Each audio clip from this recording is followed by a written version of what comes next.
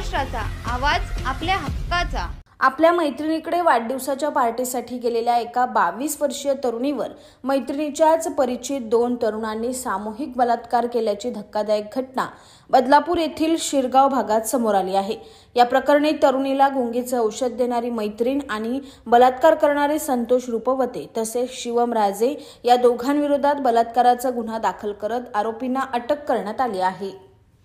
बदलापूर पूर्व पोलीस ठाण्याच्या 4 ते 4:05 तारखेच्या दरम्यान एका ठिकाणी वाढदिवसानिमित्त एका महिलेने पार्टी ठेवली होती। त्यामध्ये तिची मैत्रीण आणि 2 पुरुष त्या ठिकाणी त्या वाढदिवसाला हजर होते।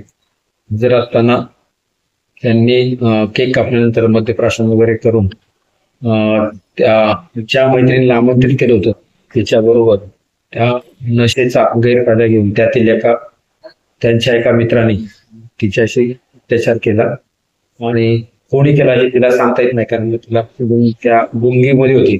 एकतर तिला दिलेल्या गुंगीचं औषध असेल किंवा दारूच्या नशेत असेल। त्याच्यामध्ये ते सर्व जे आरोपी आहेत 3 आरोपी त्यांना अटक करण्यात आलेली आहे। त्यामध्ये आम्ही पुढचा तपास करत आहोत।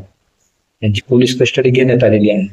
पुढील सखोल तपास आमच्या महिला पोलीस निरीक्षक अनुप शर्मा व पोलीस निरीक्षक गुन्हे गज्जल साहेब यांच्या मार्गदर्शनाखाली आणि आमच्या मार्गदर्शनाखाली सदरचा तपास सुरू आहे।